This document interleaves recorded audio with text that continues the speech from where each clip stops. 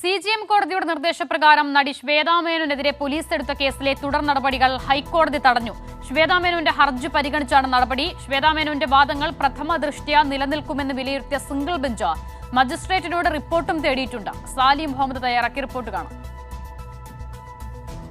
Case റദ്ദാക്കണമെന്നാവശ്യപ്പെട്ടുകൊണ്ടാണ് നടി ശ്വേതാ മേനോൻ ഹൈക്കോടതിയിൽ ഹർജി സമർപ്പിച്ചിരുന്നത്. ഹർജി പരിഗണിച്ച കോടതി ജസ്റ്റിസ് VG അരുൺ ഇതിൻ്റെ തുടർ നടപടികളെല്ലാം സ്റ്റേ ചെയ്തു. മാത്രമല്ല ഒരു കാര്യം നിർണായകമായി പറയുകയും ചെയ്തു. ശ്വേതാ മേനോൻ്റെ വാദത്തിൽ നിലനിൽക്കുന്ന വാദങ്ങളാണ് ശ്വേതാ മേനോൻ ഉന്നയിച്ചിരിക്കുന്നത് പ്രഥമദൃഷ്ട്യാ എന്നാണ് കോടതിയുടെ വിലയിരുത്തൽ. അതുകൊണ്ട് എന്തുകൊണ്ടാണ് ഇത്തരമൊരു ഉത്തരവ് പുറപ്പെടുവിക്കാൻ സാഹചര്യമുണ്ടായത് എന്ന് മജിസ്ട്രേറ്റിനോട് റിപ്പോർട്ട് തേടാൻ ഹൈക്കോടതി രജിസ്ട്രിയോട് നിർദ്ദേശിച്ചിട്ടുണ്ട്.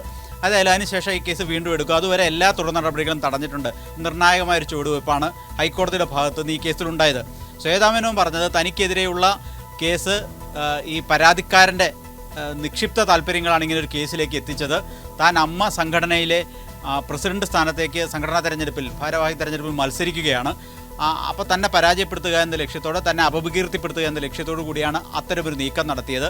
ആ നിക്ഷിപ്ത താല്പര്യം പരാതിക്കാരനുണ്ടായിരുന്നു. പക്ഷേ അതിനനുസരിച്ച് തീരുമാനമെടുക്കുന്ന സ്ഥിതിയിലേക്ക് നിർഭാഗ്യവശാൽ മജിസ്ട്രേറ്റ് പോയി. അതിൽ ഇടപെടണമെന്നായിരുന്നു ശ്വേതയുടെ പ്രയർ. ഏതായാലും കോടതി ഇടപെട്ടിട്ടുണ്ട്.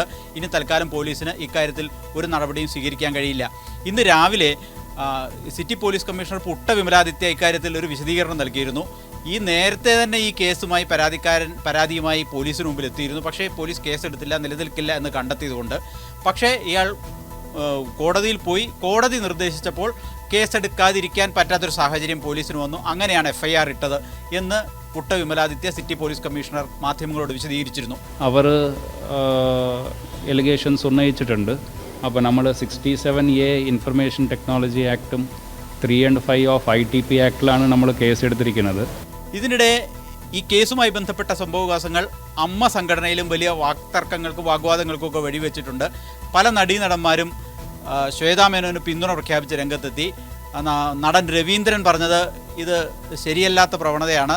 ഈ നടിക്ക് ഒപ്പം താനും തനിക്കൊപ്പമുള്ള മറ്റ് സഹനടന്മാരും സഹപ്രവർത്തകരും നിൽക്കും. ഇത് ശരിയല്ലാത്തൊരു പ്രവണതയാണ്. ഇക്കാര്യത്തിൽ നിയമ നടപടി വേണം എന്നുള്ളതാണ് ശ്വേതാ മേനോന് പിന്തുണ അറിയിച്ചുകൊണ്ട് നടൻ രവീന്ദ്രൻ മാധ്യമങ്ങളോട് പറഞ്ഞത്. ഒരു ദൗർഭാഗ്യകരമായ ഒരു സംഭവമാണ് ഇപ്പോൾ നടന്നിരിക്കുന്നത്. നിയമാനുസൃതമായിട്ട് ഞങ്ങൾക്ക് അഭിനയിക്കാനുള്ള എല്ലാ അവകാശവും ഞങ്ങളുടെ നിക്ഷിപ്തമാണ്. അപ്പോൾ അതിനെ ഒരു കുബുദ്ധിപരമായിട്ട് വക്രീകരിച്ച് കരിവേരി തേക്കാൻ പോവുകയാണെങ്കിൽ അത് സമ്മതിച്ചു കൊടുക്കാൻ പറ്റില്ല. ഏതായാലും ഇക്കാര്യത്തിൽ അമ്മ സംഘടനയ്ക്കുള്ളിൽ തന്നെ ഉണ്ടായ ചില അഭിപ്രായ ഭിന്നതകളാണ് ഇങ്ങനെ ദുരൂഹമായൊരു കേസിലേക്ക് എത്തിയതെന്ന കാര്യം തർക്കമില്ല.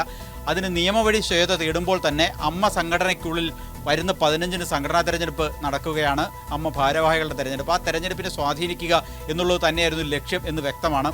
അതായത് ശരിയല്ലാത്ത മാർഗത്തിലൂടെ അമ്മ സംഘടനയെ പിടിച്ചെടുക്കാൻ ചില കേന്ദ്രങ്ങൾ നടത്തുന്ന ശ്രമങ്ങളുടെ ഭാഗമായി ഉണ്ടായൊരു കേസ് എന്നതാണ് പൊതുവെയുള്ള വിലയിരുത്തൽ. ഏതായാലും വളരെ മോശം പ്രവണതകൾ, കീഴ്വഴക്കങ്ങൾ താരസംഘടനയ്ക്കുള്ളിൽ ശക്തമായി ഇപ്പോഴും നിലനിൽക്കുന്നു എന്ന് സൂചിപ്പിക്കുന്ന ഒരു സംഭവവികാസമാണ് ശ്വേതാ മേനോനെതിരെ ഉയർന്ന പരാതിയും അതിനു പിന്നിൽ തന്നെ താരസംഘടനയിലെ ചില അംഗങ്ങളുടെ പങ്കാളിത്തവും അതുമായി ബന്ധപ്പെട്ടുണ്ടായ കേസും ഇപ്പോൾ ഒടുവിലുണ്ടായിരിക്കുന്ന ഹൈക്കോടതിയുടെ ഇടപെടലും.